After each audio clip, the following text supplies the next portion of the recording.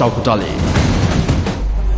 Good morning and a very warm welcome to Newsline, live from the Dawson Road studios of News First. And joining me this morning is the former Deputy Governor of the Central Bank of Sri Lanka, Mr. W.A. Vijay Wardena. Very good morning, Mr. Very good morning, Faraz. Nice of you to drop by. Very nice to see you too.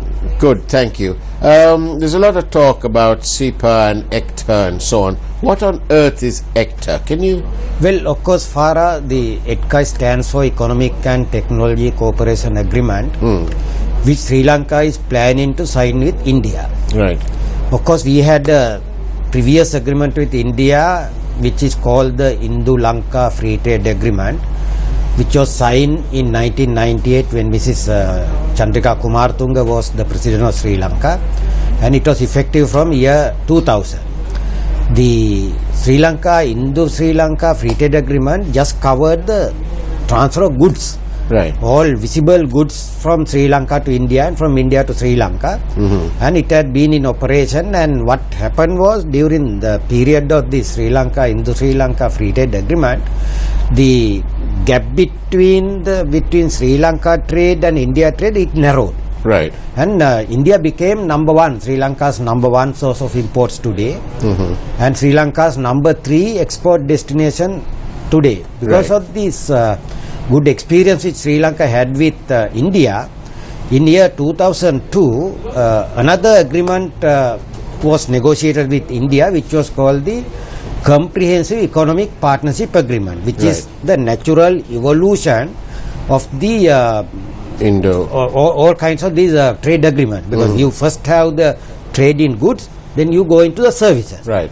But of course, the one aspect of the SEPA was that it had included a clause where there could be the migration of the natural persons, because the trade can happen far as between legal persons and natural persons. Right. So when we talk about the trade in goods and services, we are talking about trade with both natural persons and legal persons.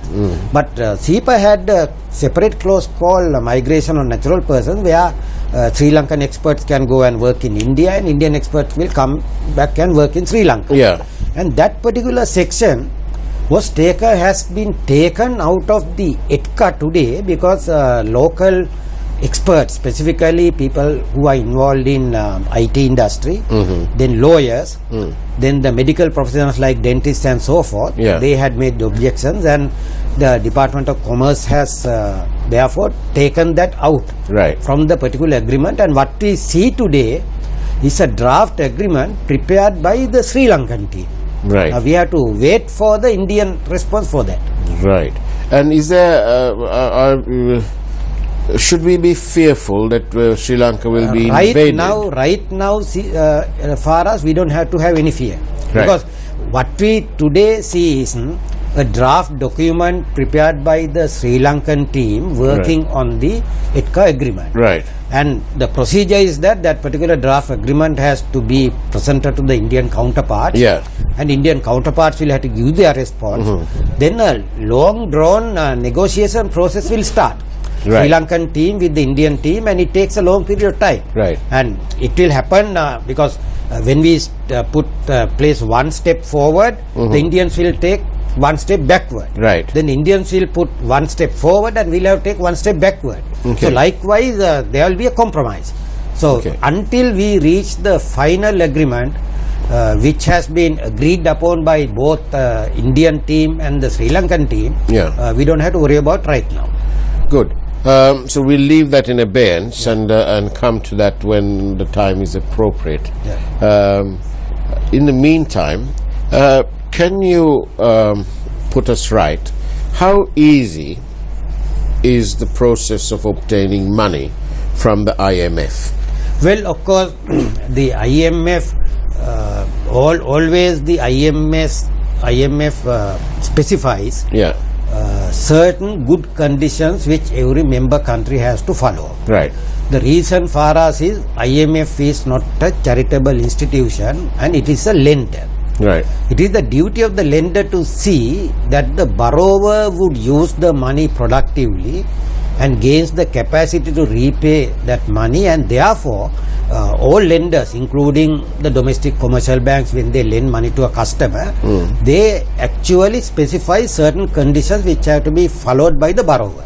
Right. Now the same thing happens in the case of the IMF also at the macroeconomic level. They don't go into the microeconomic side, they go into the macroeconomic level. Now if you read through very carefully the statement issued by the IMF team that visited Sri Lanka this month, they had drawn attention of the government of Sri Lanka to a very alarming situation that is developing in the country today. Which is? That is the Sri Lanka's budget is going out of control.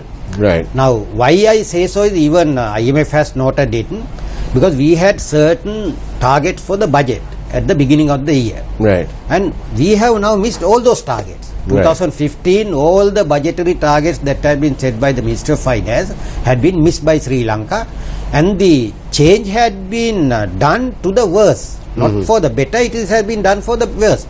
So as a result, the IMF wants Sri Lanka to discipline its budget at a macro level. So it is up to Sri Lanka to decide how it can do it.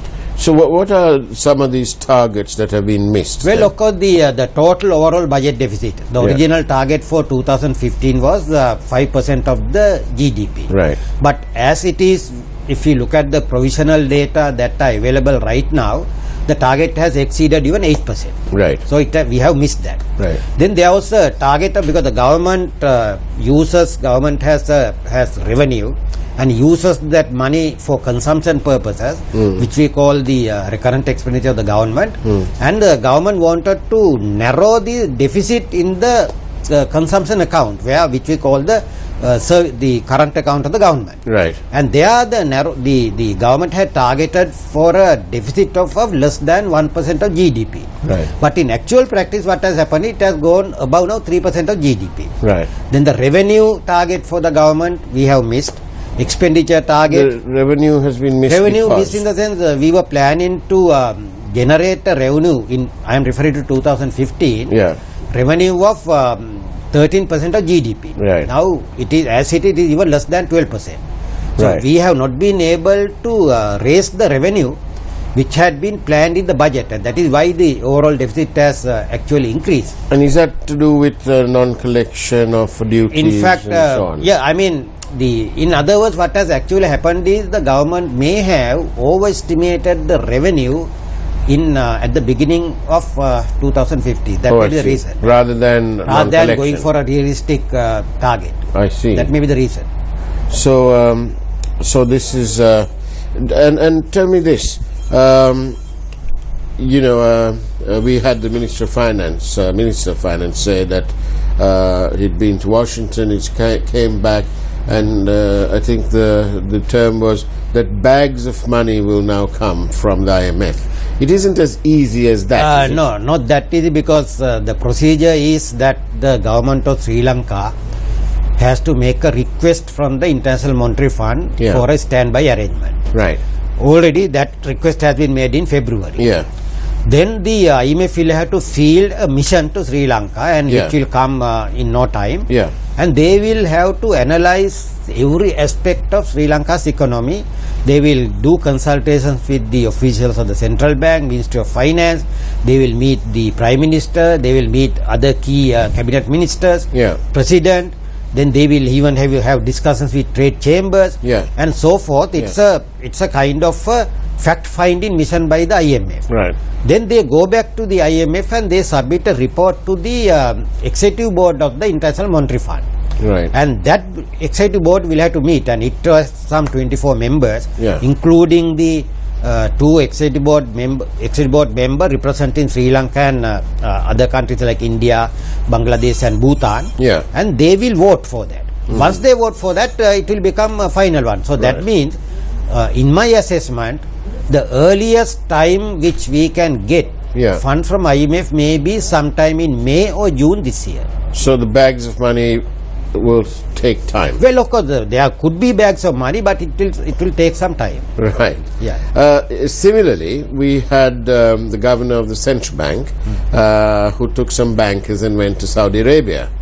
When they came back, the governor said that Saudi investors will bring about $1 billion to Sri Lanka. Now that hasn't happened.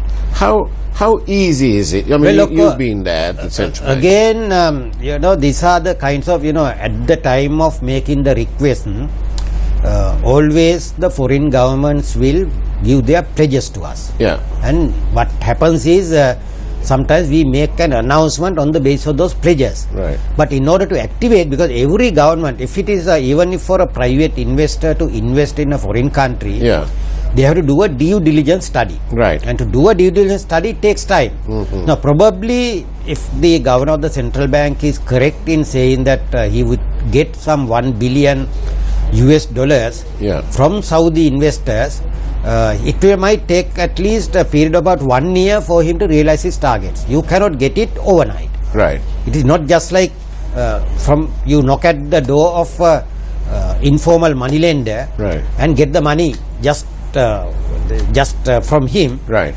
Get the money out of the investors, it takes time.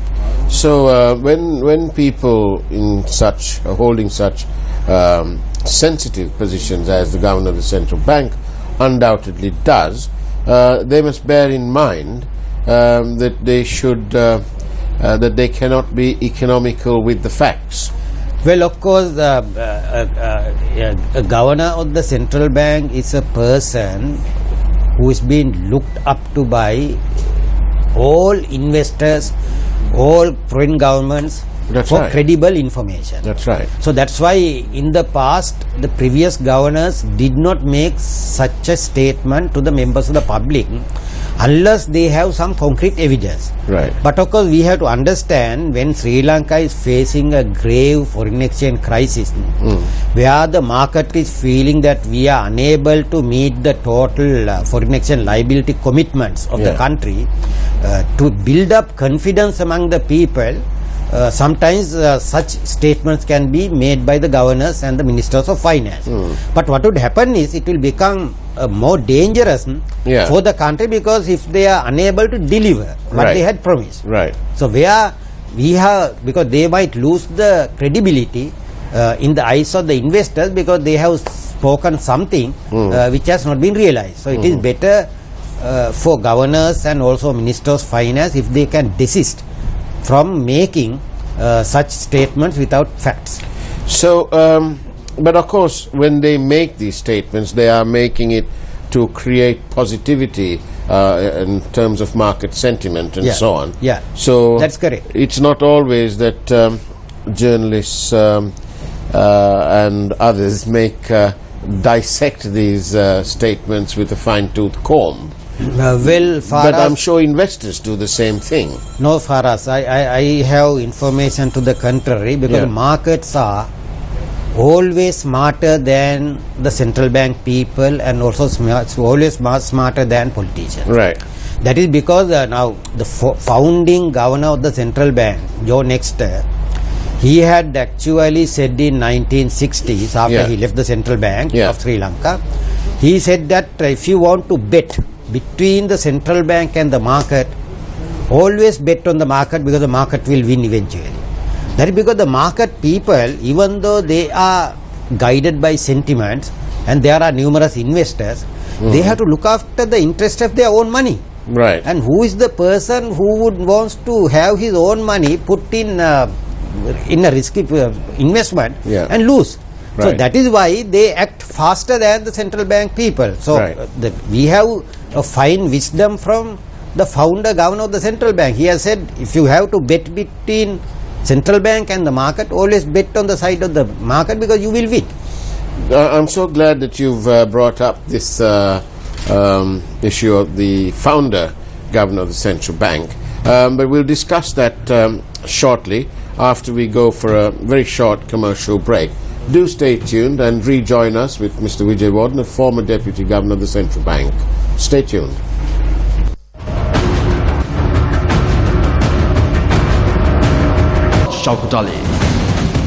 Welcome back to Newsline, where we are joined this morning by Mr. Vijay Warden, the former Deputy Governor of the Central Bank of Sri Lanka. You mentioned the founding governor of the Central Bank. John Exter. John Exter, yes. Didn't John Exter say that if the integrity of a person has been questioned, one must not serve at the central bank? Well, of course, there is this report called the Exter report, which was submitted to government of Ceylon in 1949 when the central bank was set up. And when he submitted the report, there is a commentary in the section where we have the qualifications of the governor of the central bank. What he has said is, when we appoint somebody to this particular position of the governor of the central bank, he has very categorically said he should be a person of unquestioned integrity. So which means, if somebody has questioned the integrity of the person, he should not be appointed as the governor of the central bank. But of course, that is up to the political authorities to make that decision. Because what I find is this: now, if a wrong person has been appointed to this particular high post in the central bank, it is not the person who would lose; it is the political authority who would lose, because the central bank is the door and gateway for the government for the rest of the world. And if people outside Sri Lanka do not trust the central bank, then the first victim of particular mistrust is the political authority. That is why they have to appoint a person of unquestioned integrity, as pronounced by John Exter very categorically, should be appointed to this high post in the central bank. What about the confidence in economics? I'm told that the first chapter on the story of economics is confidence. So what does it do to the confidence level of investors considering Sri Lanka, or already who have made investments in Sri Lanka, when you have such controversies as the 30-year bond, the Treasury bond? Like it or not, factually correct or not, the fact remains that there is a serious concern that something was amiss during that bond. Something. Now, nothing really has been done. You would have thought that the way you say it now, that that the central bank is the door to the political success as well, because of the economy. Then you would have thought and imagined that that matter would have been promptly investigated and accelerated into it, instead of the appointment of various committees, this, that and the other. And even today it is not resolved. But the people haven't forgotten, Mr. Vijay. Of course, far as you may recall that the Prime Minister made an announcement in Parliament that he would appoint a select committee of Parliament to investigate into that. Of course, Prime Minister has been now engaged with various other kinds of mundane activities, and therefore he wouldn't have had time to do that. So we have to expect the Prime Minister to deliver his promise and appoint a select committee of Parliament to investigate into that. And once that is been done, you would be able to see whether there is any element of truth in the accusations made by the investors about the particular bond issue that took place last year. In my very own personal opinion, I would venture to say that the Prime Minister's attitude in terms of investigating the central bank bond matter, the 30-year bond that was issued, as being rather flippant, because it is on the one side he maintains that he is this free marketeer, he the economic specialist, he is being portrayed as that. Then with all that, if he doesn't look after the cancer that has started in terms of the scandal, the perception of a scandal, then I'm afraid that he is being rather very flippant. Well, of course, in fairness to Prime Minister, I will have to say once again that this is actually one of the minor matters on his table. Right. And therefore, he might actually wait for the appropriate time to appoint this select committee of Parliament, so that the Select Committee of Parliament will take this case Mr. forward. Vijayawardena, how can you say that? Yeah.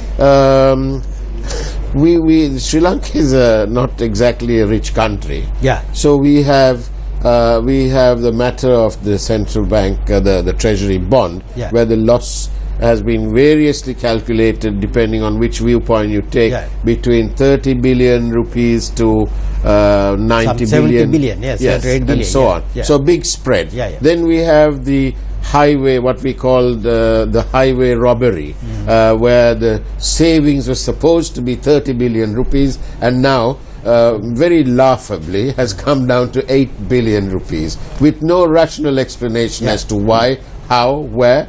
Then there was the issue about that there will be no unsolicited bids, and then they re-award the same tender, the same thing at slightly, and now turns out to be almost the same money to the same contractor. So and these all have financial implications.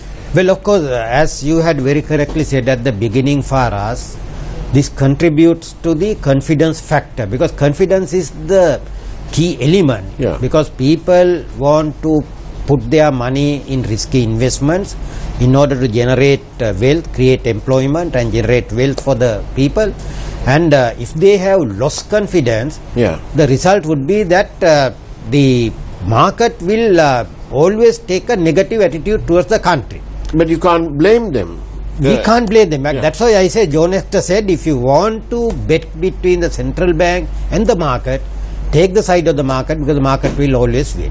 So this is a very fine lesson which we will have to learn, every one of us, if you have to deal with, because if you work in a regulatory authority, we should always see that the market people are more informed, they are smarter, they know what they do, and as a result, eventually the regulators would be beaten up by the market. It has happened in many countries, because you can notice that Greece had been cooking up its economic data for about 10 years. So what actually happened was, on one fine day, the Greek government found that it cannot even sell a single Greek sovereign bond.